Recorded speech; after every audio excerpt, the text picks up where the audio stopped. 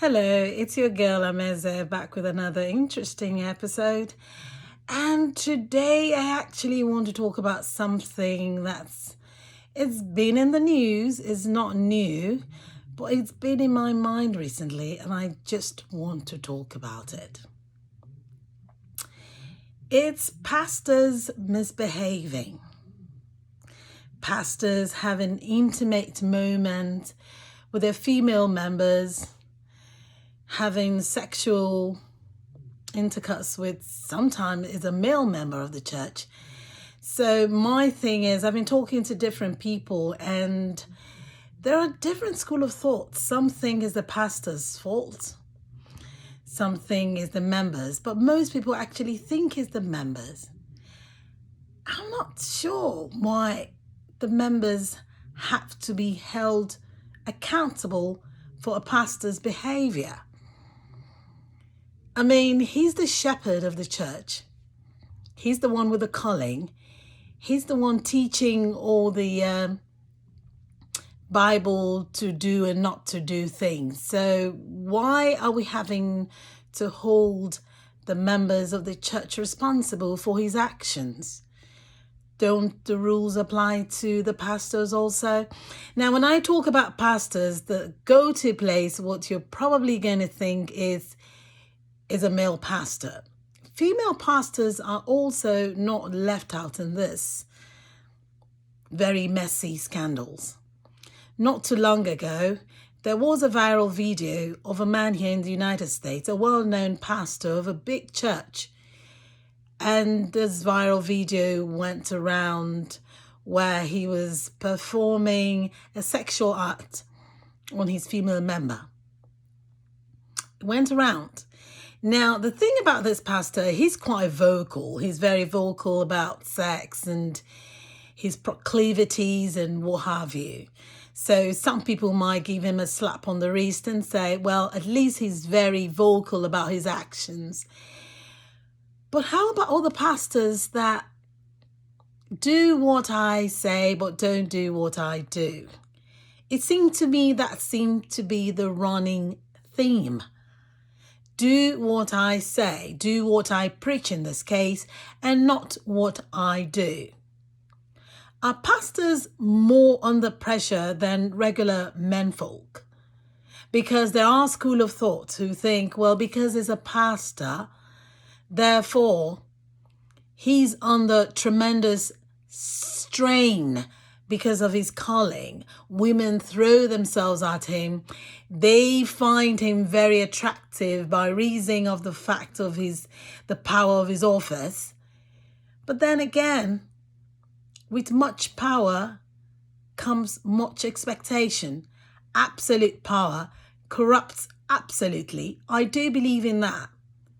Who is to blame for these things happening?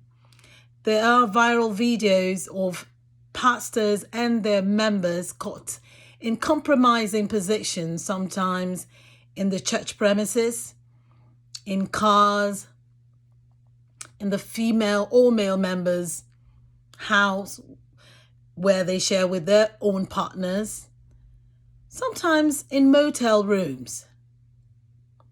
I do find that a lot of times the pastors are not really blamed. They blame the members. They believe these pastors are being tempted. They believe by virtue of their ministry that they are under attack. Usually the church is willing and able to forgive their pastor and have him move on with his duties. But the female or male members are usually ostracized or banished from the church. Is this fair? And like I said earlier on, it could be a man or a woman. It really doesn't matter. But it's something we need to talk about because it seems to be on the rise. So exactly who is to blame? The man of God or the woman of God? Or is it their members who are influenced by this office of power? Because whether you believe it or not, there is power with that office. People talk about Catholic priests. In that situation, they prey mostly on young children. At least that's the story out there. As opposed to the Catholic priest, these pastors also go after young kids, but predominantly the stories out there about non-Catholic pastors is the women folk in their church. Now I can understand how attractive that position will seem to the members. Some believe that because of the position of the pastors, their prayers will go straight to God because these pastors are the channel through which their prayers can be heard. I believe these pastors also prey on people who think that way. People who are vulnerable, people who can be easily intimidated, people who can be manipulated. Because anyone who thinks that the pastors are their way to salvation or the channels by which their prayers can be answered, clearly can be manipulated, and that's where the concern is. Why do churches turn a blind eye and let these pastors keep doing what they're doing? The stories range from Nigeria, in Africa, to Ghana, to Kenya, to Europe, in America, Australia, all around the world. Pastors are given a pass. I think it's totally unfair. They are welcomed back into their flock and their sins are forgiven. Everyone is of the school of thought that, you know what, they were tempted, they didn't mean to derail. However, their victims or culprits or co-offenders are driven out of the place of worship. It's something we need to talk about. I really want to get your comments on this. Do you think the pastors are to blame? Or do you think it's the women? Does it matter how the women dress? Does it matter how they speak? Does it matter if they're married or they're not? Does it matter who makes the first move? Are the women unduly putting pressure on their pastors? What about the pastor's wife? I had people ask me that. What is she doing? Is she sleeping?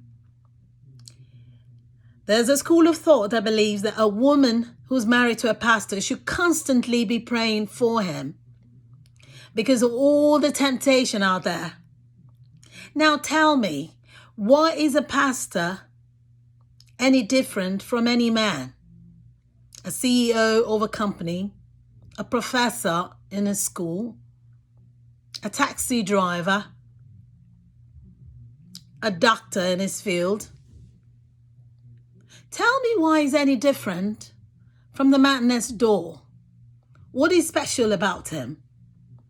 Why is it we are willing to forgive pastors and say, oh, well, you know what, they were tempted by this woman?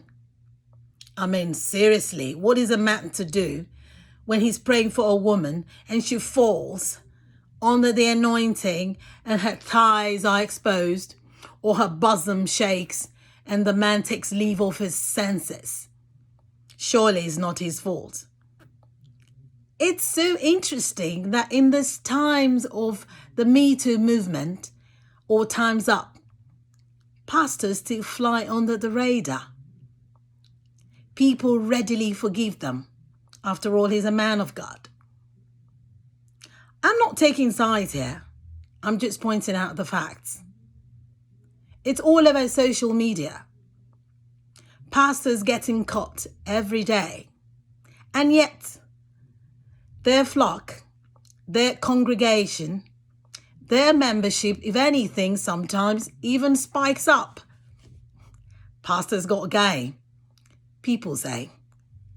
The viral video I was talking to you about earlier, about the pastor who was actually on social media performing this very, very intimate act on his female member, he became quite popular. Everyone thought he was good at what he was doing. Well, I can't deny him that. He was good. And now I hear, maybe it's not true. I have no way of knowing, but I will investigate, and I'm willing and ready to talk to anyone who's got information on this. That more women flocked into his church because they believe in that sexual act. It was very good. I saw the viral video, and I have to give it to this pastor. He was good. But is that enough, though? Why is it okay? And to say, oh, well, pastor's good, but the girl is under attack. Social media is afire with everyone on her case. They want to lynch her. Social media lynching. Everyone is against her. People are pointing fingers at her. She's the one with the scarlet letter hanging around her neck. It's double standards. I imagine if it's a female pastor, will the flock, her members, readily forgive her? We need to wake up. What is going on? Again, I'm not taking sides. I'm curious to know, what do you think? I want to hear your comments. So please leave your comments below. Subscribe to this channel. Help keep the episodes going. And until I come your way again, love yourself. Take care.